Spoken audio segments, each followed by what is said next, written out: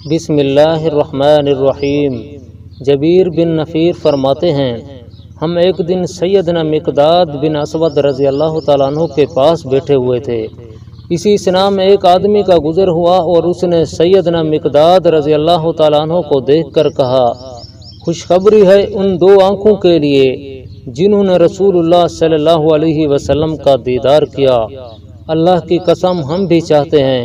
کہ ہم نے بھی وہ کچھ دیکھا ہوتا جو تم نے دیکھا، اور ہم نے بھی ان چیزوں کا مشاہدہ کیا ہوتا جن کا تم نے مشاہدہ کیا۔ یہ سن کر سیدنا مقداد رضی اللہ تعالیٰ عنہ غصے میں آ گئے۔ مجھے بڑا تعجب ہونے لگا کہ اس بندے نے بات تو خیر والی ہی کی تھی، اتنے میں وہ اس پر متوجہ ہو کر کہنے لگے، کون سی چیز بندے کو اس خیال پر آمادہ کر دیتی ہے کہ وہ تمنا کرنے لگتا ہے کہ ایسی جگہ پر حاضر ہوا ہوتا جہاں سے اللہ تعالیٰ نے اسے غائب کر رکھا۔ وہ نہیں جانتا کہ اگر وہ اس مقام پر موجود ہوتا تو اس کی کیا کیفیت ہوتی۔ اللہ کی قسم کہ رسول اللہ صلی اللہ علیہ وسلم کے پاس ایسے لوگ بھی موجود تھے کہ اللہ تعالیٰ نے جن کو نتنوں کے بل جہنم میں گرا دیا، ان لوگوں نے آپ صلی اللہ علیہ وسلم کی بات کو قبول نہیں کیا تھا اور آپ صلی اللہ علیہ وسلم کی تصدیق نہیں کی تھی۔ کیا تم اس نعمت پر اللہ تعالیٰ کی تعریف نہیں کرتے کہ جب اس نے تم کو پیدا کیا تو تمہاری حالت یہ تھی کہ صرف اپنے رب کو پہچانتے تھے اور اپنے نبی کی لائی ہوئی شریعت کی تصدیق کرنے والے تھے۔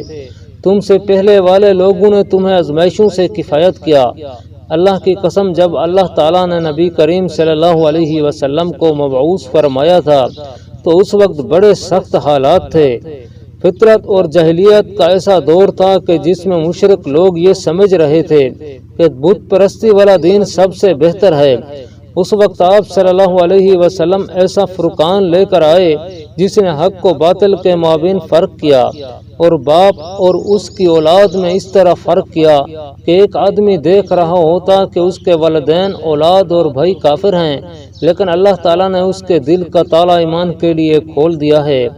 اس کو یہ علم ہو جاتا تھا کہ اگر وہ اس دین کو قبول کیے بغیر مر گیا